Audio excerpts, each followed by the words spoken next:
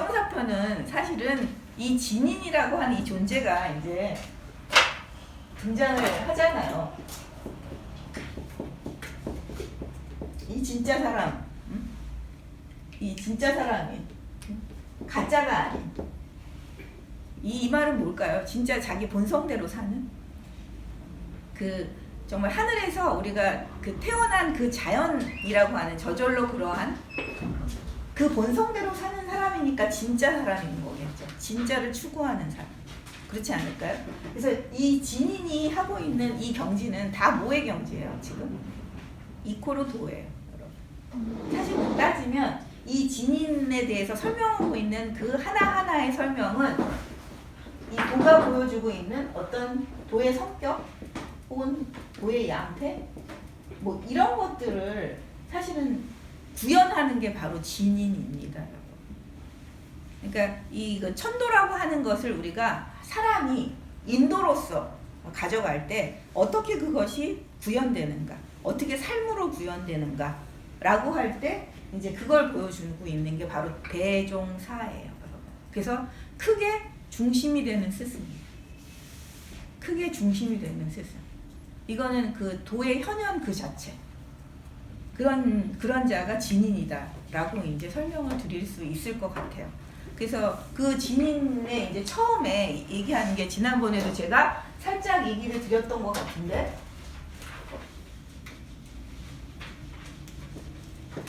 그 남행문인 표현으로 이제 우리가 그냥 얘기하자면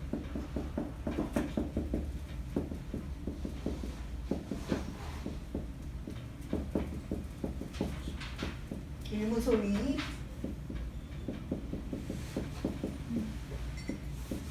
무소 불위에.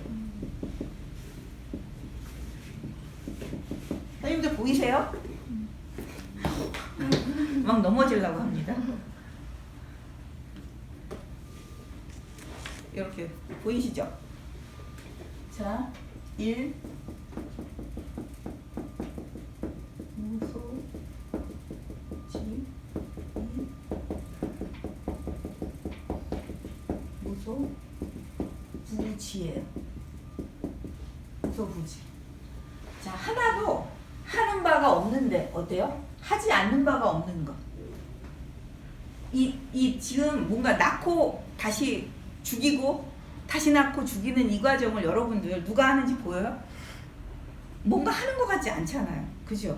봄, 여름, 가을, 겨울이 그냥 막 저절로 생겨나는 것 같은데 분명히 그런 이걸 하는 흐름이 있잖아요. 그죠? 원리가 있죠. 근데 그건 보이지 않거든요. 그래서 하는 바가 없는 것 같은데 하지 않는 바가 없는 것. 뭔가 억지로 누군가가 막 뭘 하고 있는 것 같지 않아요. 뭐 기계가 돌아가지도 않고 지금 어디서 뭐 움직이지도 않아. 뭐 이렇게 뭘 뿌려주는 사람이라도 보여야 되나? 안 보여요, 여러분. 아무도 없어. 뭐를 하는 것 같지 않은데 안 되는 게 없는, 하지 않는 게 없는 게 지금 이 현상계잖아요. 막 사람도 있고 꽃도 피고 꽃이 또 저절로 져서 열매를 맺고. 이건 누가 하는 거예요, 여러분? 여러분이 한다고 또 생각하시는 거 아니죠? 내가 걸음을 주고 물도 주고 다 해서 이렇게 된 거야 라고 또 혹시 생각하실까 봐. 여러분, 이게 바로 자연이잖아요. 저절로 그렇게 되는. 그래서 이 자연은 근데 아무것도 안 하는 것 같지만 사실은 엄청나게 뭔가를 움직이고 하고 있는 거예요. 이제 그거에 빗대어 볼 때 우리가 아는 바가 하나도 없어요. 하나도 아는 바가 없는데 알지 못하는 바가 없다. 이게 우리가 무의와 무지가 제일 중요하다고 말씀드렸잖아요. 진이는 그래서 세상에 대해서 혹은 자신에 대해서 이런 태도를 가지고 있는 자예요. 기본적으로 하나도 하는 바가 없지만 하지 않는 바가 없는 자. 자, 하나도 아는 바가 없는 것 같지만 알지 못하는 것이 없는 자. 그래서 이거는 우리가 한다라고 하는 하나의 규정, 정의를 내리면 뭘 해야 되잖아요, 선생님. 그죠? 그것만 해야 되잖아요. 그래서 뭔가 하는 게 되게 많은, 뭔가 뚜렷하게 보이는 함이거든요. 그걸 인위라고 표현해요, 여러분. 지도 우리가 하나의 정의를 내리는 지식이 있잖아요, 여러분. 그런 지식은 뭔가 또렷하게 알려주는 것 같지만 이것도 그 상황에 따라서 이 지가 소용없을 때가 있어요. 그죠? 그럼 어떤 지식은 어떤 상황에 가면 전혀 우리가 적용 불가능해요. 이런 것 때문에 사실 우리가 무지하다라고 하는 것은 하나의 지식을 우리가 고집하지 않는다라는 의미의 무지예요. 그래서 우리가 그 무지의 태도를 갖게 되면 어떤 상황에서도 모르지만 사실 모르는 게 하나도 없는 상태가 되는 그 상황에서 우리는 뭐예요, 여러분? 의식적으로 깨어있는 의식으로 그것을 알아차리게 되는 거예요, 여러분. 그래서 계속 제가 말씀드리지만 새로운 상황이 전개될 때마다 거기서 새로운 알미 생성되는 거예요. 자, 새로운 상황에 우리가 마주칠 때마다 거기에 뭐가 필요한 거죠? 새로운 새로운 함이 필요해요. 그래서 무위인 거예요. 그래서 여기 남해근 선생님이 그 황노사상의 무위를 얘기할 때는 황제는 아무것도 하지 않아. 이건 진짜 잘못된 얘기라고 얘기했는데 이게 왜 이런 얘기가 나오냐면요. 사실 법가는 여러분 생각해 보세요. 황제가 한 번이라도 괜찮은 황제가 우리가 쭉 따져볼 때 왕이 괜찮은 왕을 한 번 만나기가 쉽나요? 어렵나요? 정말 어렵잖아요. 한 인간의 품격 그리고 한 인간의 어떤 재능 그 학문의 어떤 뛰어남 이런 것을 우리가 만난다는 건 천년에 한 번 있을까 말까 한 일이라고 보는 게 바로 법을 만든 사람들이에요. 법가들은 그렇게 생각을 했어요. 생각해보세요, 여러분. 그렇게 우리가 대통령 한 번 만나기가 쉽나요? 참 실수도 많고 그렇잖아요, 여러분. 인간이라는 점에서 그래서 어떤 인간의 어떤 카리스마나 품격에 기대는 정치처럼 불안한 정치는 없다. 그러면 사람이 아니더라도 어떻게 해요, 여러분? 항상적으로 유지될 수 있는 정치는 뭐가 있어야 된다? 법을 가지고 있어야 된다. 근데 이 법이라고 하는 것을 가져올 때 이 관념은 법가들의 관념은 이 노자의 도가 이 법의 관념이었어요. 그래서 도만 있으면 뭐예요? 이 세상은 잘 다스려져. 근데 여기서 이제 법이라고 하는 완전히 정해진 시스템이죠. 이 정해진 어떤 규정된 시스템을 가지고 황제는 그러면 뭐를 하냐? 아무것도 하지 말고 버튼만 눌러줘.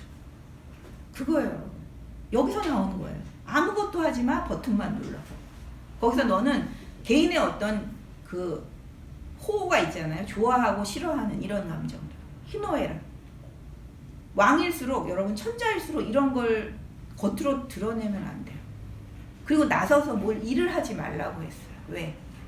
그건 신하들이 다 각각 맡은 바 직분이 있어요. 그리고 자기가 잘하는 일들이 있잖아요. 그럼 신하들이 뭐라고 해? 저는 뭘 잘합니다. 할 때 그렇게 일을 맡기는 거예요. 이런 일을 맡겨.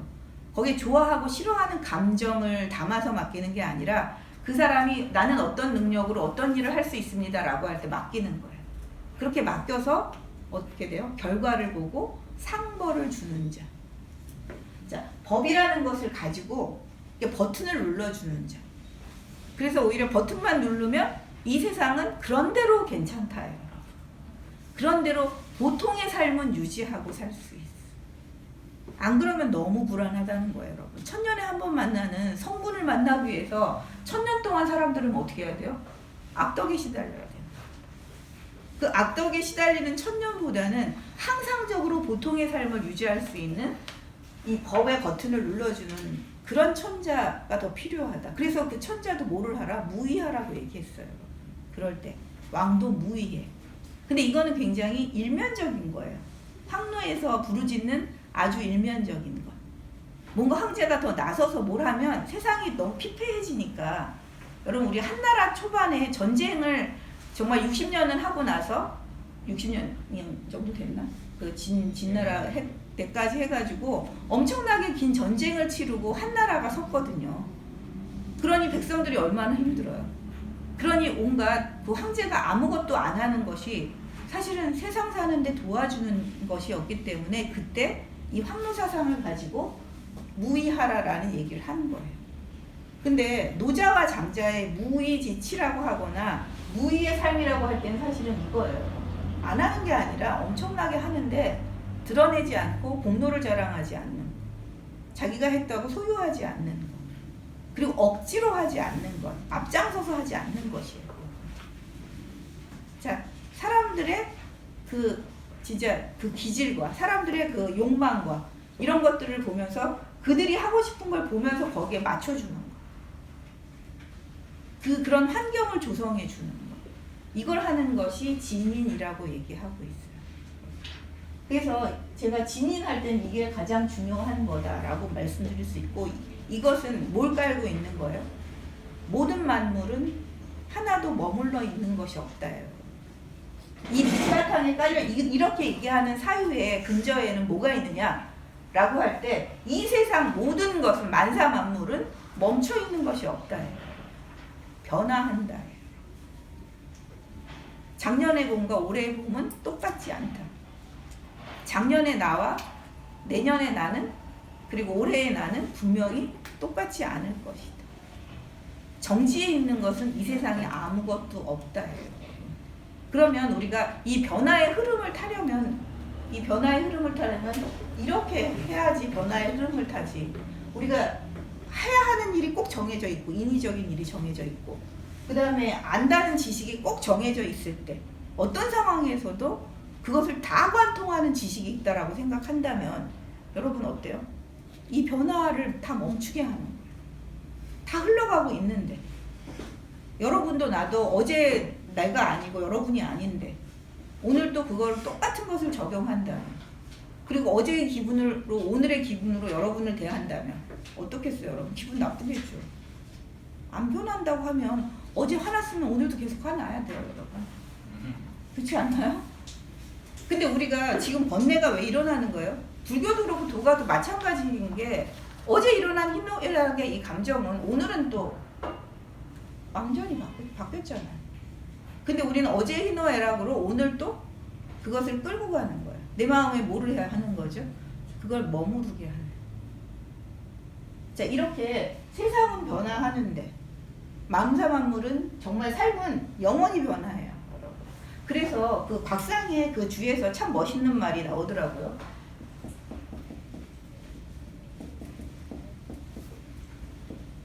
무력지력이라고 하는 힘없는 힘. 그 힘이 없는데 힘이 있어. 그거의 가장 큰 게 뭐예요, 여러분? 변화. 힘이 없는데 힘 있는 것은 변화만한 것이 없어. 변화보다 큰 것이 없어. 그러니까 사실 세상에서 가장 힘이 센 것은 변화다라고 얘기하는 거예요. 변화라고 얘기하고 있어. 무력지력, 막대어 변화거든요. 막대어 변화. 그 변화보다 큰 것은 없어. 그래서 이건 누가 뭐 막을래야 막을 수가 없어요. 여러분이 잘하는 걸 막을 수 있어요?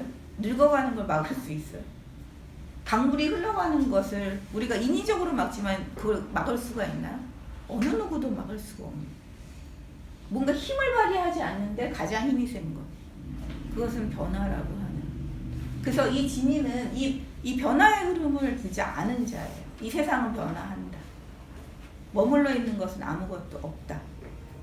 그래서 뭔가 머무르려고 하는 이것으로부터 다 우리가 초월하는 거예요. 그 머무름, 정지 상태.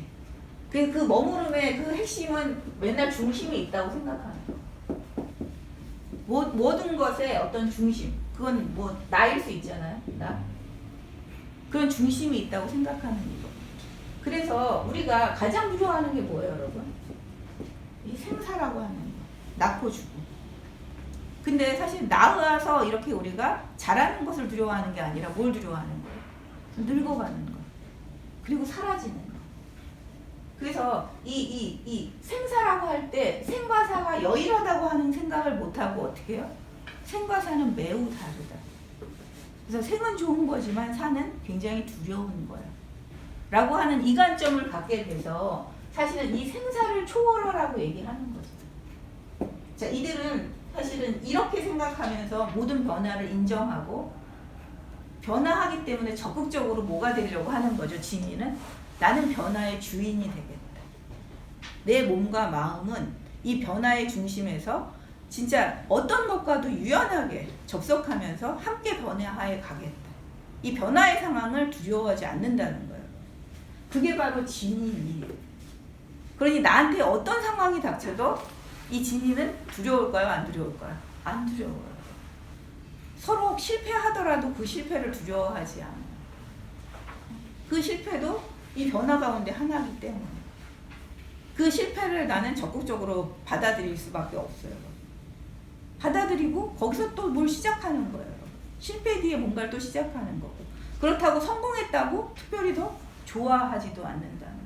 지금 계속 이런 얘기가 나오는 거, 반복적으로 나오는 거 아시죠? 대종사는 거의 일관되게 이야기를 지금 하고 있는 거예요, 여러분. 자, 생사, 그 어느 것에도 우리가 좋고 나쁨이 없어요, 여러분. 여일해요. 생도 우리가 보면 변화의 한 과정, 자, 죽음도 변화의 한 과정. 자, 죽고 나면 또 다시 뭐로 우리는 다른 것, 어떤 것으로 또 변화해서 다시 생성돼요. 왜 촛불 얘기하시면서 그랬죠? 이 촛불에 여기 불은 꺼지는데 그게 어디로 가요? 장작으로 불은 옮겨간다. 그래서 불의 씨앗은 영원히 계속 이어진다. 그래서 생생불식이거든요. 생하고 생에서 쉬는 게 없는 거예요. 낳고 나서 끊어지지가 않아요, 지금. 그러니까 우리는 현상으로 보면 죽어서 사라진 것 같이 보이지만 우리들의 이 기는 어떻게 됐어요? 이합집산하기 때문에 또 무엇으로 이렇게 모여져서 무엇으로 다시 태어나는지 알 수 없다는 거예요. 그러니 이후에 내가 다시 죽어서 다시 돌아가서 무엇으로 다시 태어나는 게 이때보다 더 좋을지 내가 어떻게 알아? 유머러스하게 표현한 거예요, 여러분. 훨씬 더 좋을지 어떻게 알고 그걸 두려워하지? 그러니까 모르는 것에 대한 우리는 굉장한 두려움과 불안이 있잖아요. 그죠? 사실 자연은 그래서 불안하고 두려운 거예요. 어제 제가 그 배철수의 음악 캠프를 들으면서 집을 갔거든요. 근데 시작을 하는데 너무 재밌는 얘기를 그 배철수가 하는데, 도쿄대 80세 노인이 은퇴한 교수가 있대요.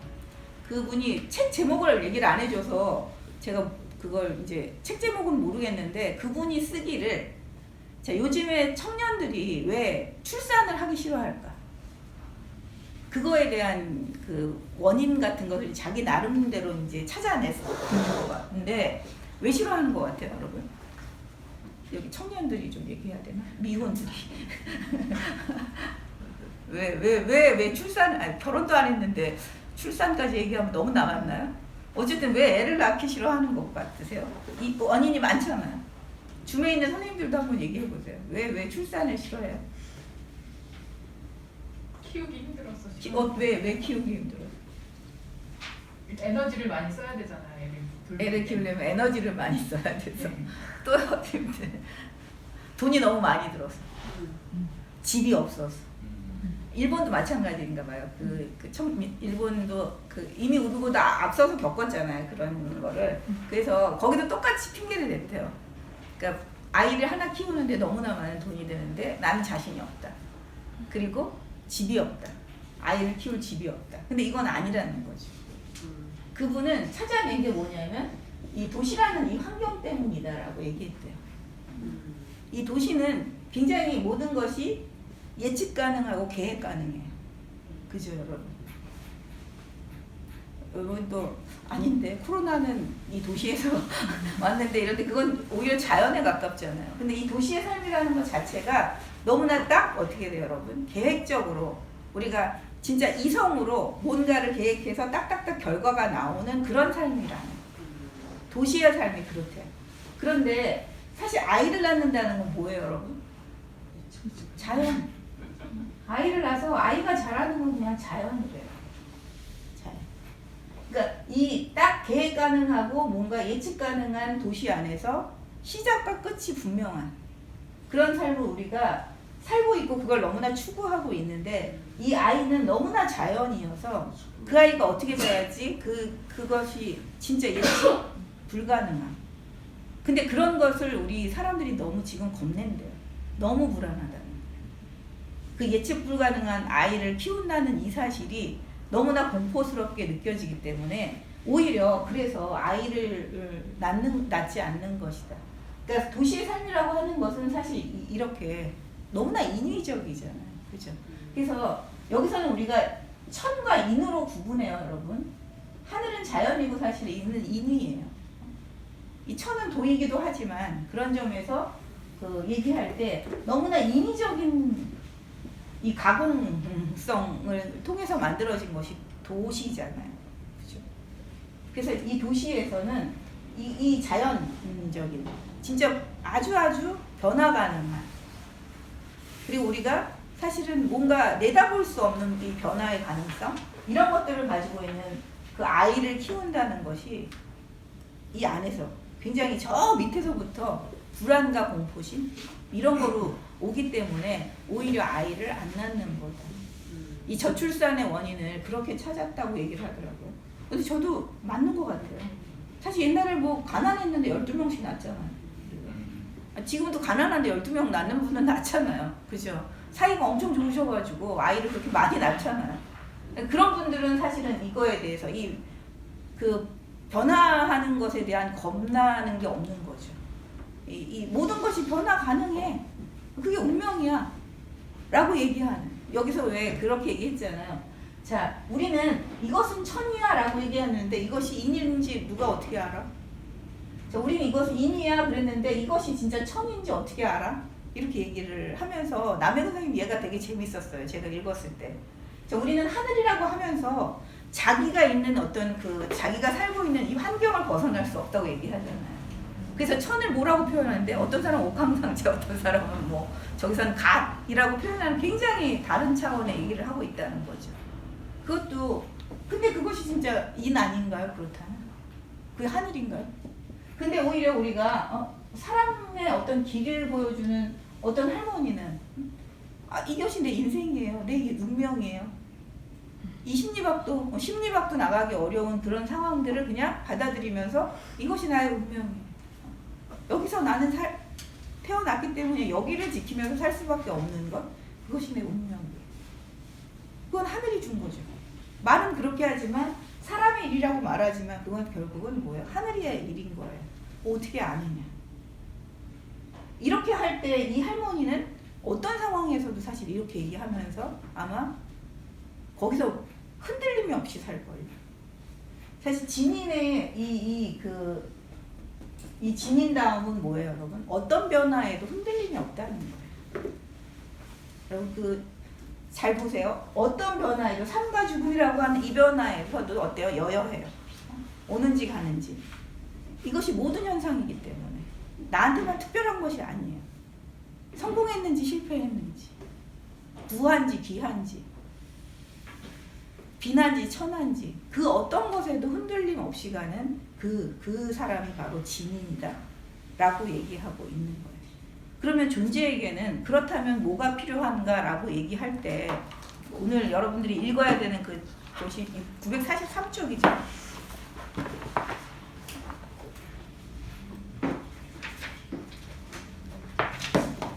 자, 943쪽을 이걸 보면 제가 장자를 처음 읽었을 때 이게 무슨 말인가 되게 멋있는데 무슨 말인가 그랬던 게 이거예요. 연못 속에 샘물이 말라서 물고기들이 육지에 서로 한데 모여 누운 채 입으로 서로 물기를 막 숨쉬고 흰 물거품을 막 뿜어내 서로의 몸을 막 적셔서 다행히 살아있는 목숨을 조금 유지하는 것은 강이나 호수에서 강이나 호수가 있음을 서로를 잊어버리고 자유로움만 못하다. 번역이 좀 이상해요. 강호에서 서로를 잊음만 못하다. 그 원문은 그래요, 여러분. 원문이 훨씬 더 간략하죠. 우리가 이게 무슨 말이었나요, 여러분들?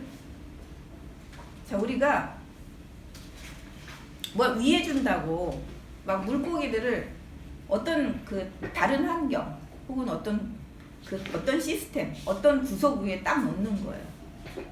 그래서 간신히 살아. 간신히 막 서로를 막 위로해주면서 막 거품을 막 일으켜주면서 살아. 그러는 거보다는 뭐예요? 물고기는 드넓은 물이 많은 연못에서 사는 것이 가장 좋은 삶이에요. 자, 물이 많고 우리가 내 마음에 딱 부합하는 곳이라면 여러분 우리는 어때요? 서로가 서로를 잊어요. 물고기가 물고기를 잊는 경지. 불편함이 없으니까. 서로의 삶에 회방되는 것도 없지만 뭔가 보태줘야 될 것도 없는 삶. 여러분 여기 진짜 넘치지도 모자라지도 않는 삶. 누구에게 굳이 자비를 베풀어야 돼, 연민을 우리가 쏟아야 돼, 이런 것도 없는 삶. 그것은 그 환경이 그렇기 때문이에요. 강물이 넉넉하기 때문에 그래요. 그걸 다 수용할 수 있어요. 이건 뭐예요? 어떤 시스템에 우리가 놀아나지 말아야 돼요. 국가라는 시스템, 뭐 혹은 사회복지라는 시스템, 행정단위의 어떤 시스템, 이런 것들에 우리가 매달리게 되면 각박해지면서 어떻게 돼요? 불쌍한 사람은 되게 많이 나와요. 돌보지도 서로 못하면서 너무나 불쌍해지는 일이 많잖아요. 사실 그냥 우리가 그냥 행정체계로만 해도 얼마나 그래요. 그런데 우리가 드넓은 밭에서 자급자족하면서 사실은 누구를 서로 도와줘야 돼? 이것도 잊어버리고 사는 것이 훨씬 더 어때요, 여러분? 우리한테 편안한 거죠. 그렇지 않나요? 이렇게 만들려면 어떻게 해야 되나요, 여러분? 무소불위예요, 여러분. 함의하지 않는 것이 없어야 돼요. 누가? 우리 서로. 물고기야, 물고기. 또 이걸 우리가 뭐 통치자한테 기댈 수도 있어요. 근데 여기서는 통치자와 그냥 일반 백성을 장자는 사실은 굳이 구분 안 하려고 하는 게 있어요. 물론 지도자는, 영도자는 이걸 해야 돼요. 그죠? 통치를 하니까. 그런데 사실 여기서는 통치를 싫어하잖아요. 장자는 다스림 자체를 싫어하거든요. 자, 먼저 뭐를 해? 자기를 다스려. 스스로를 다스려야 세상을 다스릴 수 있는 거다. 근데 세상 다스리는 거는 아주 차후의 문제예요. 우리 서로가 각자가 다스려야 돼요. 이건 물고기의 왕이 물을 이렇게 퍼다 주는 게 아니에요. 물고기와 물고기가 서로에게 물이 많은 이 상태를 계속 만드는 것이에요. 누가 더 뭐 조금이야 많아야 이런 걸 따지는 게 아니에요, 여러분. 그래서 아까 실제 증여가 뭐예요, 여러분? 돈을 흐르게 해야 되잖아요, 그죠? 누가 조금 흘렀어, 누가 많이 흘렸어, 이런 거 따지지 않으면서 같이 뭘 만들어야 돼요? 풍성한 연못을 만드는 일에 기여하는 거.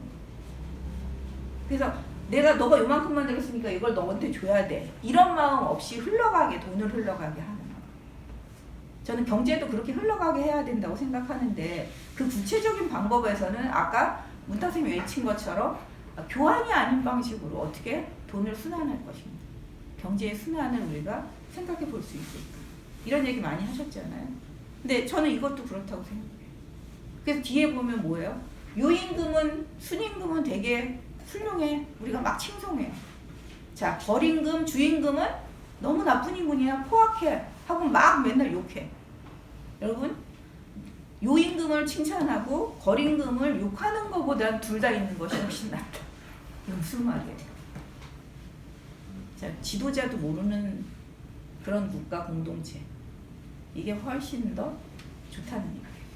지금의 통치라고 하는 이 시스템 자체를 뛰어넘어 보라는 얘기예요. 어떤 상상력을 가지든 한번 뛰어넘어 보세요. 우리는 이런 식의 지도자에 의해서 좌지우지되는, 지도자 너무 훌륭해, 지도자가 너무 나빠, 이래서 우리 삶이 좋아지고 나빠지고 들락날락 하는 게 아니라 우리 자체가 만들어지는 어떤 삶의 항상성, 이런 거를 만들려면 어떻게 될까? 이제 우리가 누구에게도 그 빈천이라고 하는 이 부분에서 너무나 심한 불평등이 아니라 그냥 다 먹고 살만해. 이걸 만들려면 어떻게 해야 될까요? 누가 더 잘 살아, 누가 더 못 살아, 이런 것도 의식하지 않은 채 우리가 살 수 있는 그런 어떤 풍성함, 여러분. 이건 뭐 굉장히 막 그 경제발전, 성장 이런 문제가 아니에요. 너도 나도 거기에서 어떤 결핍감이 없이 진짜 그렇게 할 수 있는 경제적 순환의 문제, 이 정치의 문제, 이런 걸 만들려면 어떻게 해야 될까?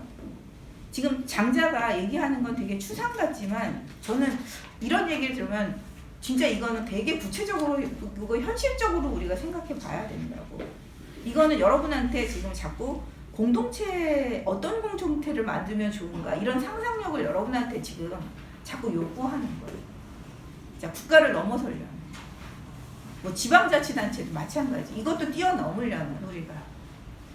그래서 진짜 요임금이니 거임금이니가 나타나지 않게 할 수 있는 어떤 공동체를 어떻게 만들 수 있을까?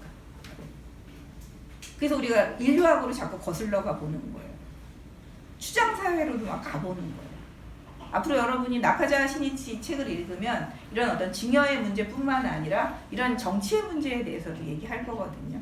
그러면 추장사회라고 하는 이 사회에 대한 모습도 나올 거예요. 추장은 절대로 다스리지 않아요. 추장은 그냥 이렇게 조화롭게 의견을 모아서 조화롭게 만드는 역할만 하는 게 추장이에요. 그런 어떤 공동체를 우리가 상상해 보는 거. 이런 말을 통해서 장자는 뭘 해체하는 거예요. 우리가 머릿속에 절대적으로 필요하다는 국가라고 하는 공동체 여러분 있죠? 아니면 가족이라고 하는 공동체. 이런 것들이 진짜 여러분 우리를 편안하게 살게 하는가? 거기에는 어떤 위계도 어떤 차별도 없는가? 너무 많은 분별 위에서 세워진 것은 아닐까? 이런 얘기를 막 하고 있는 거거든요. 그래서 이 부분을 얘기하면서 여러분한테 자 진짜로 우리가 하늘에서 주어진 것은 아무것도 없었던 것이라 진짜 모든 것은 해체 가능하거든요. 그 해체 가능한 그 위에서 우리 스스로가 새롭게 만들어 보는 거. 어떻게 순환하게 할 것인가 이거지. 변화에 능동적으로 우리가 참여해서 그 상황에 따라서 계속 바꿀 수 있는 그런 공동체는 어떤 것인가. 이런 것 좀 생각해 보면 어떨까 싶어요. 저희는 뭐 문탁쌤도 그걸 계속 실험하고 있잖아요. 여기 강의당도 그런 걸 계속 실험하고 있는 거라고 생각하는데 저희도 작년에게는 돈이 많잖아요. 그렇죠? 작년들 물론 없는 작년들도 많습니다. 돈 없는 작년들도. 근데 먹고 살만은 해요. 근데 청년들은 사실 돈 벌기도 힘들고 뭔가 자기가 뭔가를 시도하려면 또 돈도 좀 필요하거든요. 그러면 저희 가미당은 이렇게 번 돈을 어떻게 그러면 이게 청년들한테 흘러가게 할 수 있을까?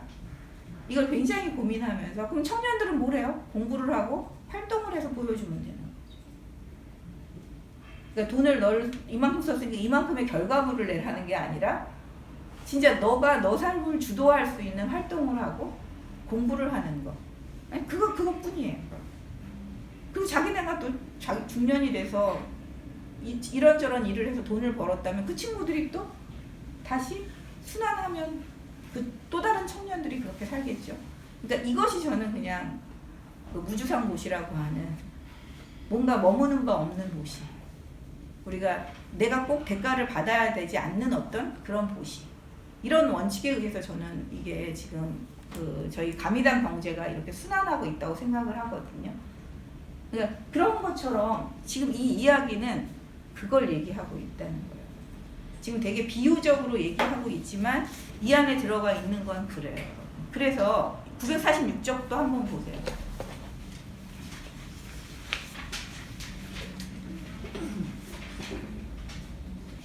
자, 이 변화를 이게 바로 저는 변화의 주인이 되는 그 모습이라고 생각하거든요. 천지는 나에게 형체를 주어서 삶으로 나를 수고롭게 하고. 자, 우리가 산다는 건 참 수고로운 일이잖아요, 여러분. 그죠? 몸을 움직여야 되고 벌어서 먹어서 나를 지탱해야 하는 일은 쉽지가 않아요, 여러분. 자, 늙음으로 나를 안일하게 한다고 하는데 좀 편안하게 해주는 거예요. 편안하게 하는 거예요, 여러분. 늙으면 좀 여러분들이 노연하잖아요. 그렇지 않나요? 요즘에는 또 인생이 너무 피곤해졌어요. 청년이 65세라 가지고 너무 일을 많이 해야 되잖아. 사실 90까지 일을 해야 되는 예전엔 좀 노인들이 좀 쉴 수 있는데 요즘에 별로 쉬질 못하지 않나요? 근데 그 일 중독인 사람도 늙으면 어쩔 수 없이 쉬어야 돼요, 여러분. 그리고 사실 병들면 또 쉬어야 돼요. 자, 왜 병이 들까요, 여러분? 병드는 것도 저는 쉬라는 신호라고 생각하거든요.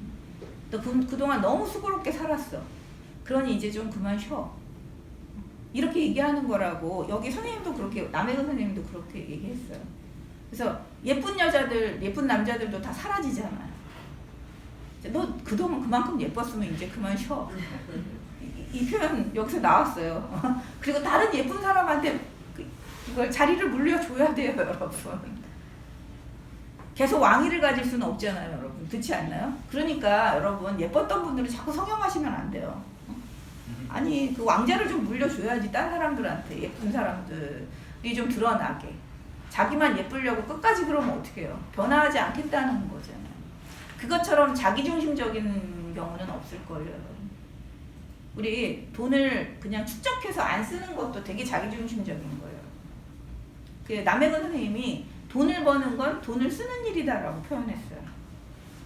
그런 얘기를 왜 하는지 이 남해근 선생님 생각을 좀 우리가 잘 들여다봐야 돼요.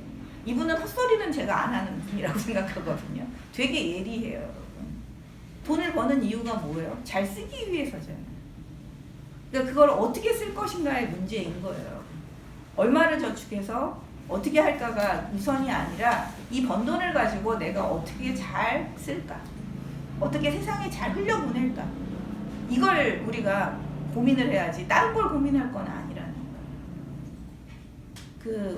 우리도 이제 뭐 저는 그런 생각을 한 게 도스토옙스키를 보면요, 여러분. 요즘엔 주식 투자를 해가지고 망하면 어떻게 돼요? 보통 요즘 자살을 하죠. 아니 어차피 도박이라는 거 알고 시작하잖아요. 그렇지 않나요? 그래서 다 던진 거잖아요. 도박을 한다고 하는 건 어차피든 투자 거기다 돈을 걸어서 그것이 대박을 터뜨리든 쫄딱망하든 둘 중에 하나 아니에요? 사실 주식하는 마음은 그런 마음인 것 같은데 그 주식에 이제 사실 망하면 다 걸었다가 그냥 자살을 하는 경우 요즘에 너무 많더라고요. 시원하게 던졌는데 시원하게 없어졌으니 또 그것도 시원하게 생각해야 되는 거 아니에요? 우리가 좀 다른 차원에서 보자면 인생에서 그만큼 자기가 주사위를 던진 거잖아요. 결과는 어떨지 진짜 모르거든요. 장자식이라면 네가 건 주사위 던져서 결과가 어떻게 나왔든 그건 우리가 받아들여야 돼요. 그 도스토옙스키는 노름꾼이라는 데서도 그렇고 실제로 도스토옙스키가 노름꾼이었어요, 여러분. 그 러시안 룰렛 알잖아요, 여러분. 유럽 가가지고 맨날 이거 룰렛 하는 거예요. 근데 얻는 날도 있으면 잃는 날도 있겠죠. 0이 될 때까지. 그래서 부인의 진짜 옷까지 다 잡아먹힐도록 노름을 했거든요. 근데 도스토옙스키가 재밌는 건 뭐냐면 어차피 인생은 0이야. 그냥 0점이에요. 다시 0점으로 돌아가. 돈을 걸어서 0으로 다시 돌아가는 것. 후회가 없어요. 거기에 대해서. 물론 믿을 만한 부인이 있었기 때문이긴 해요. 이 부인이 이혼하려고 했는데 울면서 이혼하려고 했는데 도스토옙스키 버리지를 못해가지고 결국은 러시아 돌아와서 부인이 출판사를 꾸려서 먹고 살게 되거든요. 인생의 0은 맞아요. 누가 하든 근데 거기에 후회는 하지 않는다는 그 정도 배포는 있어야죠. 장자가 말하는 건 그런 거인 것 같아요. 여러분이 성공과 실패 이런 거에 연연하면 우리가 갈 길은 죽음의 길밖에 없어요. 근데 죽음이 끝이냐? 끝이 아니다.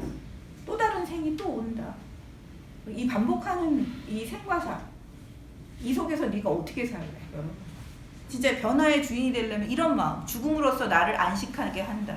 그러므로 내가 잘 살아가야 마침내 내가 잘 죽어갈 수 있는 것이다. 이 마지막 줄 한 줄이 사실은 우리가 죽음을 사유하는 이유일 것 같아요. 내가 죽음을 어떻게 받아들이냐에 따라서 내가 내 삶을 어떻게 받아들이느냐의 문제예요. 자, 죽음도 변화의 한 과정이고 죽음도 편안한 거라면 삶에 대해서도 그렇게 생각할 거 아니에요. 초조함이 없을 거 아니에요. 그래서 억지로 무엇을 해야겠다라고 하는 이런 생각을 하지 않고 삶 자체의 목적을 두고 매일매일을 어떻게 잘 살까? 이걸 고민하지 않을까요, 여러분? 사실 오늘 신발 벗어놓고 내일 그 신발 못 신을 수 있다. 전 남해고 선생님 그 얘기를 하는데 정말 울컥하더라고요. 저 진짜 울컥했어요. 그렇지. 오늘 신발 벗어놓고 내일 못 신을 수도 있어요, 우리가. 정말 생에 대해서 이 정도 배짱은 가지고 살아야 되는 게 아닐까. 그렇다면 지금 이 순간 내가 어떻게 살까? 이걸 생각할 거야. 내일을 생각하는 게 아니라요. 내일로 다 미루지 않아요. 그래서 어떻게 미뤄요, 여러분? 내일 신발을 못 신을 수 있는데. 그렇지 않나요? 지금 진이는 그런 마음으로 살고 있는 거예요. 그래서 먹는 것도 지금 먹는 게 제일 맛있는 거예요. 지금 나한테 주어져 있는 이 밥이 최고로 맛있는 거예요. 지금 이때가 최고로 좋은 때. 매 순간이 최고로 좋은 순간이에요. 그 죽는 순간도 어쩌면 최고의 순간일 수 있어요. 이렇게 치면. 그래서 이렇게 생사의 문제에 대해서 이 얘기를 이렇게 많이 하고 있는 거예요. 진인이 어떻게 생사에 대한 마음가짐을 가지고 있는가. 그건 지금 현재를 어떻게 살려고 하는가 하는 이것의 반증이기 때문에. 그래서 진짜 생사를 관통하는 그 이치를 우리가 모든 종교나 사실 철학은 그 얘기를 할 수밖에 없는 거예요. 죽음에 대한 인식이 삶에 대한 인식이기 때문에. 그리고 그 뒤에 보면 그 남백자규하고 여러분 그 여우라고 하는 여신선 있죠. 나오는 부분이 있어요. 979쪽이에요.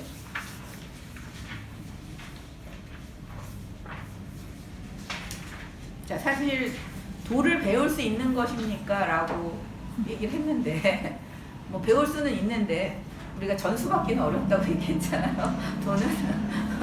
도는 알 수는 있지만 받기는 어렵다라고 얘기하는데 여기서 그 남백자규와 여우가 얘기하면서 여우가 복량의라고 하는 신선이 있어. 근데 그 신선은 성인의 재능은 있는데 성인의 도가 없어 라고 얘기를 했어요. 되게 어렵죠. 도대체 재능이 뭐고 도가 뭐예요? 성인의 도. 근데 여신선인 여우는 나는 성인의 도는 있는데 성인의 재능은 없어. 내가 이제 그 성인의 어떤 도라고 하는 건 우리가 이제 그 사실 도를 증득하긴 증득했는데 이걸 가지고 뭘 표현하거나 이걸로 뭘 써먹거나 이런 건 하지 못하는. 그 도는 알기만 하고 실천은 안 하는데 왜 써먹는 거 잘 써먹는 사람이 있죠. 여러분 중에 그런 사람 있지 않아요? 책을 읽기만 하면 잘 얘기해. 그런 사람들 있어요. 바로바로 쏟아내. 식상 많은 분들이 그렇잖아요. 그렇죠? 전 식상이 없어서 잘 안 돼요. 그게. 근데 뭔가 요만큼만 배우면 어떻게 돼요? 한 개를 배우면 마치 10개 배운 것처럼 막 알려줘. 이런 사람 재능이 있는 거예요.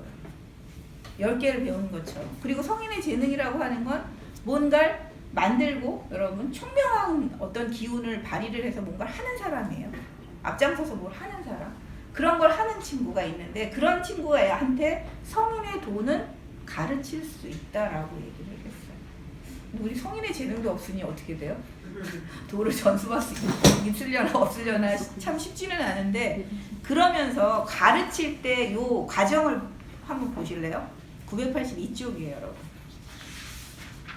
자, 3일을 가르쳐줬더니 뭐를 초월했어요, 여러분? 왜 천하라고 해가지고 천하를 초월했어요. 천하를 넘어섰어. 이 천하라고 하는 게 뭐예요? 984쪽 보세요. 천하를 초월한 뒤에 라고 해서 몸을 잊어버리고 공간을 잊어버리고 시간을 잊어버렸다. 지금 내가 여기 천하라고 하는 건 뭐 여기서는 중국 천하겠죠. 중국 천하에 있는 그 몸, 중국이라고 하는 것, 그리고 내가 거기 위치하고 있는 시간, 이런 것들을 나는 뛰어넘었어. 자, 천하를 뛰어넘는데요.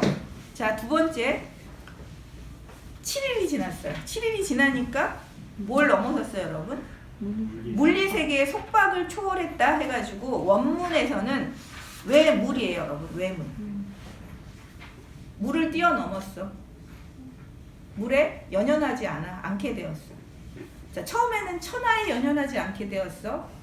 자, 7일이 지나자 이 물현상에 연연하지 않게 되었어. 그게 어떤 것이라도 거기에 흔들림이 없어요, 여러분. 그 물현상이라고 하는 물리세계의 속박이 뭐예요, 여러분? 풍한 서습, 감기, 병균, 뭐 이런 여러 가지 환경들이에요, 여러분. 그리고 뭐 칭찬, 비난, 뭐 빈한, 빈천, 부기, 이 모든 것은 물리세계의 속박입니다, 여러분. 이런 것들로부터 여러분 흔들림을 우리가 갖지 않게 됐어. 연연하지 않게 됐어. 예요. 그 다음에 세 번째가 뭐예요, 여러분? 여기서는 삶과 죽음을 초월했다라고 하는데 그 외생이에요, 여러분. 삶을 뛰어넘었어. 이건 무슨 말이에요? 삶이 꼭 좋다. 삶에 대한 집착. 이런 것들을 뛰어넘었어. 라는 얘기예요. 삶에 대한 집착을 뛰어넘었어. 그 다음에 우리가 조철이라고 하는 그 아침 햇살이 쫙 했을 때 뭔가 이 햇살이 이 모든 만물을 쫙 꿰뚫잖아요. 그래서 뭔가를 쫙 꿰뚫는 그런 명철함. 대철대오라고 표현했어요. 큰 깨달음. 그 깨달음의 경지에 올라갔어요. 그 경지에 올라갔더니 그 다음에 뭐라고 표현했죠, 여러분? 여기서 견독이에요. 견독. 원문은. 여기 선생님은 천상천하 유아독존의 도를 볼 수 있었다. 이제 천상천하 유아독존이 뭐예요? 불교 공부 많이 하신 분들이 좀 알려주세요. 불교 공부 많이 하시는 문숙쌤과 우리 성익재 선생님. 아 여기서 또 최하수 선생님도 불교 공부 많이 하셨는데. 자, 뭘까요? 천상천하 유화독조. 저도 잘 모르겠어요. 선생님들 어떤 걸까요? 이게 어떤 경지인가요? 편안하게 선생님. 농담하셔도 되고 뭘 해도 됩니다. 뭐 태어나시면서 한 말 아닙니까? 예, 태어나시면서 하신 말. 근데 여기서는 이제 조철하고 나서 천상천하 유화 독존의 도를 볼 수 있게 되었다 이렇게 했어요. 견독했다. 윤회를 벗어난 거 아니겠습니까? 윤회를 벗어난 근데 이거 독전이라고 그래요? 천인 합일의 경지 아닐까요? 천인합일의 경지. 네. 그럼 내가 곧 하늘이다. 내가 곧 하늘이다. 네. 내가 곧 신이다. 신까지는 모르겠는데 부처님이 나오시자마자 내가 곧 하늘이다. 내가 곧 하늘이다. 외물에 연연하지 않는 외물. 외물 됐잖아, 선생님. 물에 그 물리적 속박에 연연하지 않은 상태를 지나서 대철대오를 했어요. 크게 깨달았어요. 그리고 이제 천상천하 유화 독존을 했거든요, 여러분. 그러니까 대철대오 했다는 건 이 삶과 죽음까지 초월해서 아마 도의 경지에 대한 이걸 깨달은 상태가 이 조철일 것 같아요. 근데 그 도의 경지를 깨달았는데 그리고 나서 얻은 것이 견독. 견독이라고 하는 이 독. 자, 이 독은 누가 어디에도 의지하지 않겠다는 마음 아닐까요? 12연기를 벗어났다. 네, 12연기를 벗어나서 누구에게도 의존하지 않고 스스로가 스스로를 사실은 이끌 수 있는 단계. 그래서 사실은 깨닫는 건 누구다? 혼자예요. 스승도 보살도 부처도 우리를 여러분을 사실 깨닫게 할 수 없어요. 끝 깨닫는 건 여러분 스스로예요. 제가 깨닫는다는 건 이미 증득해서 경험해서 그 길로 가는 것까지가 깨달음이라고 말씀드릴 수 있다고 하는데 저는 그래서 진짜 이 길은 누가 해줄 수 있는 길이 아니다. 그래서 선생님 말한 것처럼 12연기를 벗어난 거는 죽지도 않고 태어나지도 않는 경지에 들어가는 것 그러니까 같은데. 이제 예. 사람 본받아서 안 태어나고 죽으면 사라지는 거죠. 예. 그래서 어쨌든 그 천상천하 유화 독존이라는 걸 한번 많이 생각을 해보세요. 이 독존의 단계가 뭘까? 진짜 나 홀로 존재해. 이 세상은 그러니까 더불어 살지만 내 삶을 주도하는 건 나여야 한다는 거. 저는 이 말일 것 같아요. 이 삶을 주도할 수 있는 것, 생사의 문제도 주도할 수 있는 것, 그건 누구다? 나다. 내가 변화의 주인이다. 장악했다는 말하고 좀 비슷한. 장악이라기보단 되게 주인으로서 삶을 장악한 건 맞는 거죠. 이 변화를 내가 스스로 이끌고 갈 수 있는 존재가 됐다. 우리가 장자식으로 하면 좀 그렇게 표현할 수 있지 않을까요?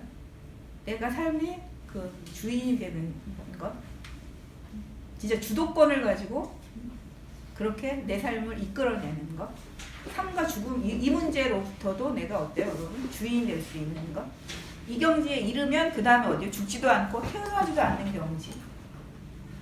이게 도와 하나가 된 경지예요. 죽지도 태어나지도 않는. 그래서 내가 몸은 다르게 나오겠지만 계속해서 나는 생생불식하는 존재라고 하는 이것. 그래서 어떤 것에도 진짜로 불안과 두려움 요만큼도 느끼지 않는 상태. 그리고 이 그 죽지도 태어나지도 않는 경지에 들어가게 되면 이 경지까지 가야 그 다음에 뭘 할 수 있어요, 여러분? 중생구제가 되지 않을까. 진짜로 여기까지 가야 중생구제가 되는. 그래서 진인의 이 그 단계가 있잖아요, 우리가. 이 단계를 보면 처음에는 천하, 물리, 삶을 넘어서는 것, 조철, 독존, 그 다음에 죽지도 살지도 않는 불사불생의 단계. 요거 이렇게 과정을 이렇게 보여주고 있어요. 사실은 진인은 이걸 하기 위한 게, 이걸 하는 게 진인이에요. 이제 여기서 굉장히 많은 말들이 있지만 사실은 그렇게 하는 자. 그래서 그 뒤에 이러면 이 불사불생이라고 하는 것을 985쪽에서 그 도의 다른 이름인 영영이라고 표현해주고 있거든요. 영영.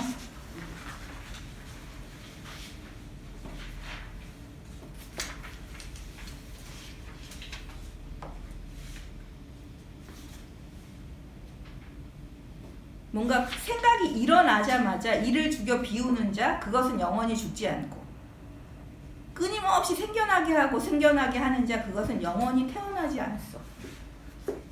자, 누군가를 죽게 하는 자는 자기가 죽지 않아요, 여러분. 그죠? 자, 이게 저는 이런 부분에서는 이제 우리가 그 신개념도 사실 뭐 그 서양식으로 표현하면 신이라고 표현할 수도 있겠지만 이런 자잖아요, 여러분. 그죠? 변화하게 하지만 스스로는 변하지 않는 자. 그게 신 아니에요? 그 초월자. 우리 보통 초월자를 얘기할 때는 변화하게 하지만 스스로는 변화하지 않는 자가 초월자거든요. 근데 도도 사실은 그런 입장에서 본다면 뭔가를 죽이면서도 자기는 죽지 않잖아요. 그리고 뭔가를 태어나게 하면서도 자기는 또 태어나지 않는 자. 태어남도 죽음도 없는 것. 그것이 바로 도거든요, 여러분. 순환할 뿐이에요, 여러분. 순환하는 거지 죽지도 태어나지도 않는 것. 그러면은 사람이 죽지도 않고 태어나지도 않는 경기는 어떤 걸까요? 이런 상태를 얘기하는 사람.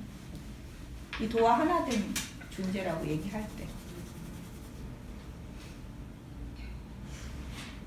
어떻게 해야지 여러분 불생불사가 될까요? 한번 생각해 보세요. 신선이 돼야 되나요? 이 장자를 통해서 보면 우리가 이제 신선 개념이 나오긴 해요. 불로 장생, 불생불사 이런 개념이 나오지만 사실 이런 것들은 우리가 좀 비유적으로 받아들일 필요가 있는 것 같거든요. 이걸 이제 그대로 해석하면 우린 진짜 영원히 늙지도 않고 영원히 죽지도 않는 존재가 될 수 있어 라고 하는 이게 되는데, 제가 생각하기에는 이 변화의 주인이 되면 영원히 변화에 동참하면서 내가 계속 생생하잖아. 다시 태어나고 또 다시 태어나고. 태어난다고 표현하기보다 계속 변화하는 자가 되는 거거든요. 그러니까 뭐라고 태어났다고 말하기도 어렵고 죽었다고도 할 수 없는 어떤 그런 경지의 존재. 그게 가능할까요? 여러분, 우리가 접속하는 그것과 매번 접속할 때마다 전혀 다른 어떤 것으로 존재가 변화한다면, 그 변화를 주도한다면 여러분 어떻게, 그게 불생불사가 아닐까요? 이걸 글자 그대로 해석한다면 우리는 영원히 안 죽는 존재, 태어나지도 사실은 죽지도 않는 어떤 존재. 불교식으로 말하면 이게 열반이잖아요. 불교에서도 모든 번뇌가 완전히 끊어진 상태, 이 생사의 문제로부터도 벗어난 존재, 그리고 실제로 또 생사로부터도 벗어나는 존재. 불교는 진짜 생사로부터 벗어나는 어떤 그 파동 상태의 이것도 저는 조금 상정하고 있는 것 같긴 하거든요. 영원히 태어나지 않는 자, 그래서 죽음도 없는 자, 이 연기 속으로 들어가지 않는 자. 실제 물리적으로도 그렇고, 그냥 또 이걸 좀 다른 각도에서 본다면 이 연기라고 하는 이 윤회의 사슬에서 내가 또 자유로운 자가 될 수 있겠죠. 그죠? 난 꼭 태어나야 되겠어. 내가 꼭 다시 태어나서 이런 존재가 되어야 되겠어. 그리고 어떤 현상에 내가 집착하면서 이것은 내 거야 라고 한다면 여러분, 우리는 어떤 존재예요? 윤회의 이 수레바퀴 계속 들어가거든요. 그런데 그런 집착을 하지 않는다면 그 윤회의 수레바퀴 안으로 안 들어가는 게 되기 때문에 불생불사가 될 수 있을 것 같긴 해요. 근데 이것도 여러분이 상상을 한번 해보세요. 저는 이 정도까지밖에 표현 못하겠어요. 도와 하나 되는 존재. 도와 하나 되는 존재. 그래서 영원히 새로우면서도 영원히 이렇게 또 사라지는 것에 대한 어떤 것에 이런 그 미련도 두지 않는 존재. 진짜 도 그 자체가 되는 것. 내가 도 그 자체가 된다면 어떻게 돼야 될까요, 여러분? 자비를 베풀면서도 자비라고 생각하지 않는. 뭘 여러분이 열심히 일하면서도 내가 열심히 일했다라고 생각하지 않는 존재. 그리고 굉장히 바쁘게 일하는데 마음에서는 바쁘다는 생각이 없는 존재. 여기서 나오죠. 일이 없다라고 생각하는. 왜냐하면 거기에 집중하게 되면 그것을 집중하고 그것이 사라진 다음에 내 마음속에 남는 게 없거든. 그래서 그러면 내가 일을 했다는 생각이 없어지는. 이런 마음을 갖는다는 게 되게 어려운데, 사실은 우리가 일상에서 이걸 유지하려고 되게 노력은 해야 될 것 같아요. 뭔가 일을 많이 하면 되게 많이 했다면서 막 마음에 엄청나게 여러분 막 뭐가 끼죠. 왜 나를 안 알아줘? 막 이런 거 끼잖아요. 아니에요, 여러분. 그 뭔가 꼭 내가 일을 많이 한 것을 누군가가 알아줘서 그것에 대해서 뭔가 인정해주거나 뭔가 거기에 응당하는 뭔가 합당한 뭔가 대가를 주거나 이러지 않으면 어떻게 돼요, 여러분? 막 화가 나잖아요. 부글부글 끓잖아요. 아니세요? 그런 경우가 많거든요. 그래서 일을 했는데 일이 없는 마음, 한가한 마음. 이게 참 중요한 저는 태도일 것 같아요. 이게 딱 진인의 태도예요, 여러분. 이게 바로 도예요. 드러나지 않는 것이. 하면서도 드러나지 않는. 그리고 일부러 드러내려고 하지 않는. 그 결과 때문에 내가 그거 다 내 거야. 칭찬도 어떤 그 소유도 다 하려고 하는 이 마음도 없애는 거. 이게 사실은 이 마음이 그 불교에서 말하면 붓다일 거고 장자가 표현한 것은 진인이 아닐까 싶고요. 그래서 거기 나오는 그 친구들이 많이 있죠, 여러분. 그래서 이 영영이라고 하는 거는 차분하고 평정한 상태. 뭔가 요만큼의 들뜸이나 뒤틀림이나 뭐 흔들림 이런 게 없는 상태. 이걸 영영이라고 표현합니다. 아주 고요함이에요. 자, 그리고 넘어갈게요. 저는 이 대종사를 보면서 참 대종사의 그 진인들의 모습이 자사, 자여, 자리, 자래. 이제 그 자리라든가 뭐 이런 그 자자 돌림의 친구들 여러분 이런 게 이 뒤에도 계속 나오잖아요. 이게 참 재밌어요, 여러분. 누가 물을 머리로 여기고 삶을 등뼈로 여기면 죽음을 꽁무니로 여길 수 있겠는가? 이게 하나의 신체이고 이게 그냥 우리의 과정이라고 하는 걸 이렇게 표현하고 있잖아요. 누가 생사존망이 일체로서 하나의 현상이라는 것을 아는 자일까?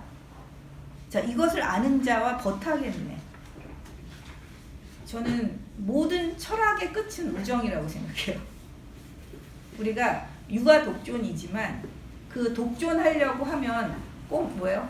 그걸 함께 할 수 있는 친구가 있어야 돼요. 스승이자 벗인. 그래서 장자에서도 사실은 우정이라고 뭘 얘기하지 않았지만 사실은 그런 자와 버타겠네라고 했어요. 그래서 지금 자사와 자여와 자리와 자래라고 하는 이 네 사람이 진짜 이 진인의 경지에 갈 수 있는 사람들이 있다면 도와 같을 수 있는 거 이걸 지향하는 사람이 있다면 나는 그들과 벗을 하겠다 이렇게 얘기를 했어요. 자, 그러면서 뭐예요? 서로 막 웃고 너무 마음이 편안해. 이게 이제 우리가 그 우정으로 만들어낸 공동체입니다. 4명이지만 어쨌든 그래서 버실에서 근데 자여가 병에 걸리고 자사가 문병을 갔어요, 여러분. 자, 조물자는 우리를 이런 물건으로 만들어 구속하려고 하니 말일세 하면서 이 자여의 모습을 한번 보세요. 등은 굽어서 불룩 튀어나왔고 머리에는 오간이 있는데 턱은 배꼽을 가리고 있었다. 두 어깨가 정수리보다 높았고 얼굴이 하늘을 향해 있었다. 음양의 기운이 조화를 이루지 못해서 병이 났지만 그 마음은 대범하여 개의하지 않았다. 그 비춰보더니 조물주는 또 나를 이런 물건으로 만들어 구속하려는 것인가? 이러면서 이렇게 얘기하니까 자네는 몸을 싫어하는가? 이렇게 물었어요. 자, 장자의 그걸 보면 그냥 이게 우리가 몸에 대한 상상력을 극단으로 저는 밀고 나가는 게 있는 것 같아요. 여러분. 우리는 형체는 그대로 간다고 생각하잖아요. 그죠? 모습의 변화 없이. 근데 이게 형체가 변화한다는 이 변화를 아주 극단적으로 얘기해 주는 방식. 여러분, 우리는 어떤 모양으로도 변할 수 있다는 거예요.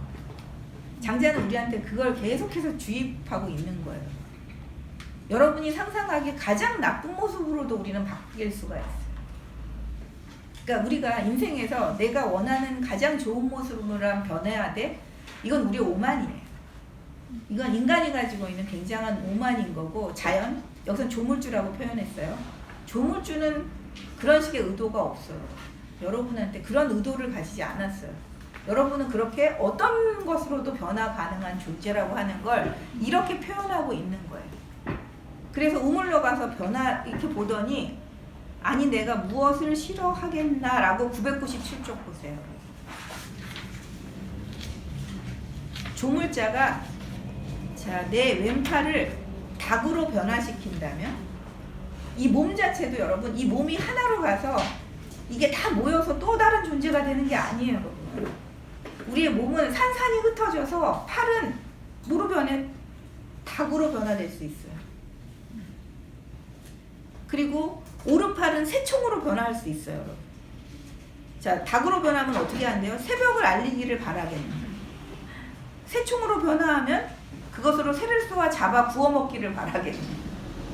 자, 꽁무니는 뭐로 바뀌어요, 여러분?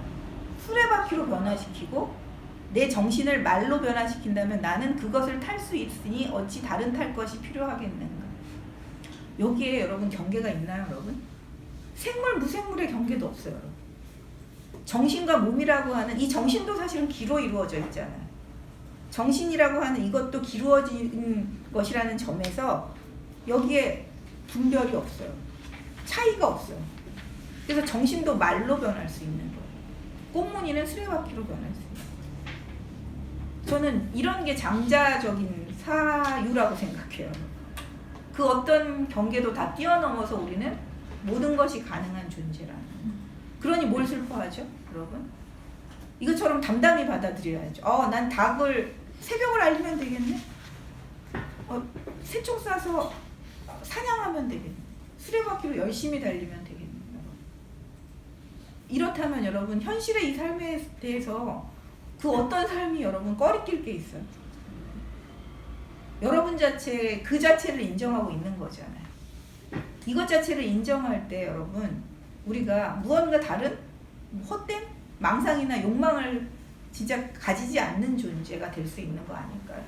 근데 우리는 이런 것을 되게 꺼리니까 현실에서 굉장히 많은 욕망, 도달할 수 없는 욕망, 망상 이런 것들을 가진 거 아닐까요, 여러분?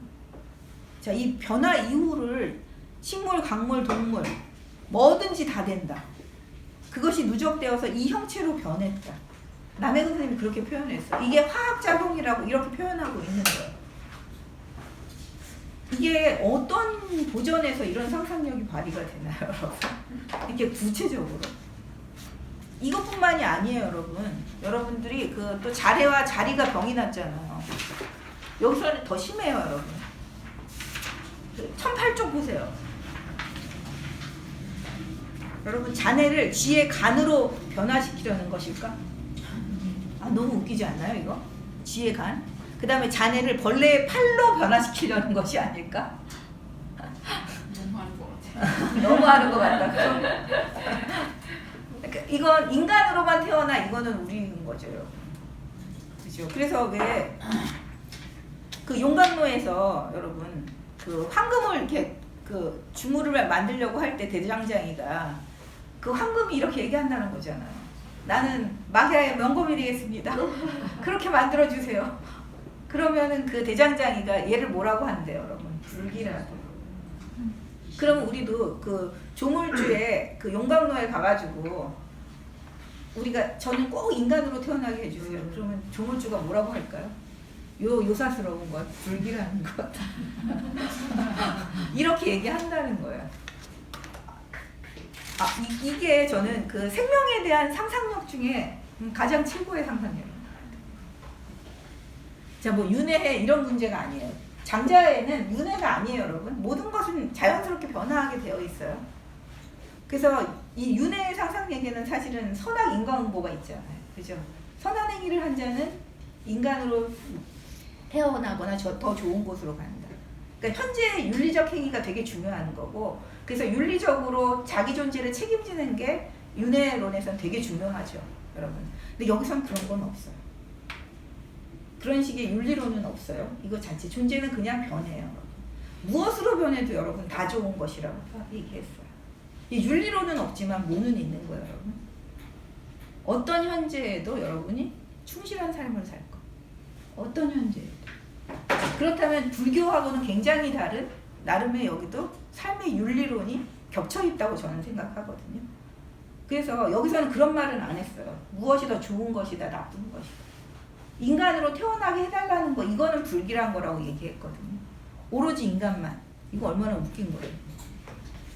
그런 오만함을 제거해주는, 어떤 생명체도 어떤 존재도 여러분 자기가 최고라고 여기는 그런 오만함은 없어야 돼요. 아까 제가 말한 그 중심, 자기가 중심이라는 생각, 이거야말로 절대 자아가 있다는 생각으로부터 우리를 어떻게 해요, 여러분? 해방시켜주는 사유예요. 이거야말로 저는 자기중심성으로부터 우리를 확 놓게 만드는, 진짜 자아해체를 이렇게 할 수 있을까요? 저는 이게 자아해체의 가장 긍정적인 모습일 것 같은데요, 여러분. 그렇지 않나요? 그러니까 여러분들이 지금 나는 이렇게 되어야 해 라고 하는 무수한 상들을 갖고 있잖아요. 그렇지 않나요? 현실에서. 그런 것들을 해체하라는 얘기겠죠. 자, 죽음의 이후에 어떤 변화를 얘기하지만 그건 사실 우리가 알 수 없는 거예요. 그거는 진짜 사후의 이야기이고, 그럼 현재 여러분 머릿속에 있는 무수한 상들, 나를 중심으로 한 무수한 상이 있잖아요. 나는 이렇게 꼭 되어야 된다는 이 상. 이거 자체를 갖는다는 게 얼마나 오만한 건가. 그 모든 생명 존재가 다 귀하다면 나는 그 무엇도 될 수 있다는 그 지점. 그래서 진짜 우리 이 생명에 대해서 굉장히 겸손하게 만들어주는, 이거는 겸손하라고 말하지 않는데 여러분 겸손할 수밖에 없게 하는 게 바로 이런 태도인 것 같아요. 그래서 벗들은 여러분 생명에 대해서 이렇게 겸손한 존재로 서로 우리가 연결되어 있는 거예요. 이게 벗이에요. 이런 그 해체를 여러분 우리가 지켜봐 줄 수 있고, 그렇게 해체하도록, 자기 중심을 해체하도록 서로에게 권장하는 이런 모습이 벗의 모습이거든요. 이게 장자의 어떤 우정의 향연이겠죠. 여기 많이 나와요, 여러분. 지금 친구들 얘기가 엄청나게 많이 나오고 있어요. 그 얘기를 다는 못하겠어요. 그리고 넘어가서 우리가 여기서 또 하나 해야 될 것이, 그렇게 이 자기가 가지고 있었던 어떤 지식을 내려놓거나 자기중심성을 내려놓는 그 최고의 모습이, 저는 아내와 공자의 그 대화. 자, 아내와 공자는 거기서 뭐라고 얘기하고 있습니까? 그 페이지가 몇 페이지죠?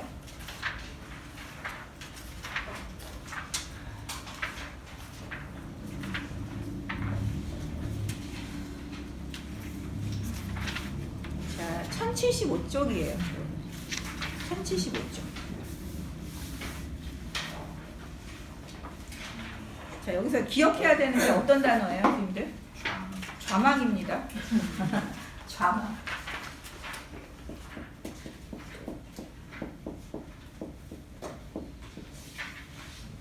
자, 내가 어떤 존재일 수 있다는 것을 사실은 잊어야 되는 거죠. 좌망. 앉아서 잊어요.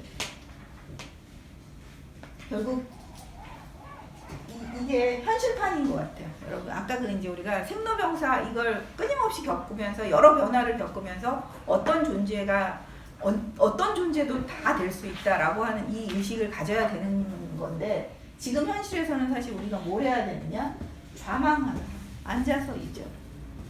자, 뭘 잊느냐라고 할 때 이런 식의 그 이야기를 구성하는 것 자체가 놀라운 일인데요. 그 아내는 공자의 가장 총애하는 제자예요. 그리고 이제 그 논어에서 우리가 보면 그 공자가 이 아내를 이제 지켜봤을 때 바보인 줄 알았어요. 근데 가서 이렇게 살펴보니까 선생님의 말씀을 고스란히 다 지키고 있는 거예요. 아, 그래서 깜짝 놀란 거죠. 공자는 질문도 없고 뭔가 거기에 대해서 뭔가 대꾸도 안 하고 뭐 이러니까 얘가 바보 아니야? 이랬다가 이렇게 가서 지켜보니까 공자가 한 말을 그대로 다 지키는 친구. 이거는 그만큼 선생님의 말씀을 옳은 길이라고 생각하고 자기가 받아들여서 지키는 거잖아요. 그런 아내거든요, 여러분. 근데 그런 아내가, 자, 저는 여기서 보면은 회익의라고 했어요. 선생님, 저는 좀 나아지고 있어요, 이렇게. 뭐가 더 나아져서 뭔가 더 보태지고 있는 그런 느낌으로 얘기를 하고 있어요. 그러면서 공자가 무슨 일이냐라고 했을 때 선생님 저는 인의를 놓아버렸습니다. 회망인의예요. 망. 인의를 잊어버렸다라고 표현했어요. 인의를 잊어버렸다. 이건 뭐예요? 공자의 가르침의 중심이 뭐예요? 인과 의 아닌가요? 근데 인의를 잊어버렸습니다. 선생님 이렇게 표현해요. 그랬더니 또 공자는 참 신기한 게 그래 좋은 일이다. 근데 아직 완전하지 않아. 이런 스승이 있을까요? 저 같으면 막 화를 냈을 것 같은데 여러분 어떻게 내가 가르쳐준 인의를 너는 잊어버릴 수 있느냐 소리를 꽥꽥 지를 텐데 인의를 놓았습니다. 인의를 잊었습니다. 라고 얘기했어요. 자 여러분 우리가 인과 의라고 하는 개념에 사로잡히지 말라고 앞에서 무수히 지금 얘기하고 있는 걸 기억하셔야 돼요. 그러니까 인과 의라고 하는 그 개념이 주는 그 정의들 있잖아요. 매뉴얼. 그걸 잊어버립니다. 그러니 이 그 안회는 이제 뭐 어떤 상태예요? 천지가 불이 난 것처럼 인하지 않은 상태예요. 인하지 않은 거예요. 그 어느 때나 뭐예요, 여러분?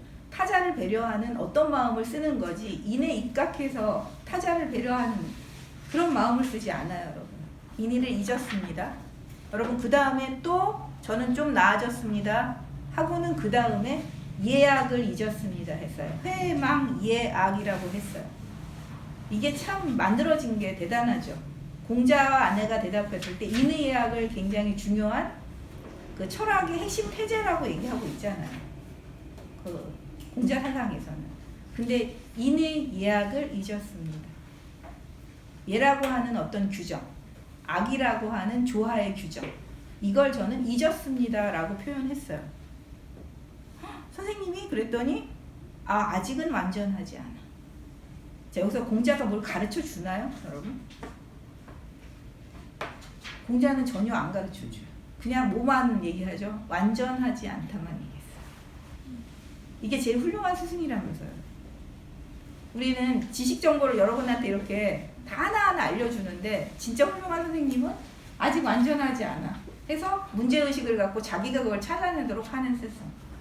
근데 이 스승은 얼마나 신기하냐면 가서 또 아내가 이제 그러고 가서 또 열심히 했어요. 또 나아졌습니다. 무슨 말이냐? 했더니 좌망했습니다 라고 표현했어요. 자, 이 좌망은 중리도 생각하지 않았던 상태예요. 공자도 아내가 그 다음 단계를 어디 갔을지 자기도 상상 못했던 거예요. 근데 아내가 와서 선생님 저 좌망했어요 라고 얘기했어요.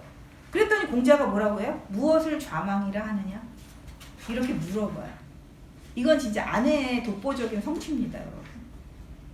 아내의 독보적인 성취에 대해서 그랬더니 그 다음 아내가 신체를 버리고 총명을 물리쳤으며 형체를 떠나고 지혜를 없앴으면서 일체를 허미하는 경지인 크게 통하는 대통입니다, 여러분. 대통에 같아진 것을 좌망이라고 합니다. 라고 얘기해요. 그 어떤 것과 만물과 다 통해요. 만물의 변화와 함께 변화해요. 이걸 대통이라고 해요. 이 접속하는 이 모든 것과 함께 통해서 변화할 수 있는 존재가 되었습니다. 그러니 저는 인이나 예악이라고 하는 개념에 갇히지 않고 그 어떤 경우에도 접속해서 소통해서 공감해서 여러분 어떤 것을 만들어낼 수 있는 그런 존재가 되었습니다. 이게 바로 그 장자가 말하는 그 하나됨이거든요. 자, 그랬더니 공자가 말하기를 여러분 대통과 같아지면 좋고 나쁨이 없고 변화하면 항상함이 없다. 너는 과연 나보다도 높구나. 나는 너의 뒤를 따라야겠다. 자, 이 스승도 대통한 거예요. 뭐라고 말해요? 나는 좌망을 몰랐어요. 근데 아내가 좌망을 깨달았어요. 그랬더니 선생님이 뭐라고 해요? 이러면 좋고 싫음도 없어지는 경지가 된다. 자, 공자는 아직까지는 시비선악의 분별심이 있는 분입니다. 왜? 방내에서 활동해야 되니까. 우리 방내인 방해인 여기 읽으셨죠? 그 프레임 안에서 어떤 규격 안에서 활동을 하셔야 하는 분이라서 고통스럽지만 어때요? 이걸 가지고 시비선악을 하셔야 돼요. 그런데 아내라는 제자가 그것도 잊었습니다. 나는 너를 따르겠다. 여기에 스승과 제자의 이 전변이 일어나잖아요. 여러분. 그 제자가 진짜 청출어람하여 선생님도 깨닫지 못한 것을 깨달았을 때 이 중리라는 그 스승님은 제자 너를 기꺼이 배우고 따를게. 이게 고정된 자리도 없어요. 정말 고정된 상수도 주체도 없는 자리. 그러니까 장자가 꿈꾸는 공동체는 저는 이런 거라고 생각해요. 어떤 중심이 없는 공동체.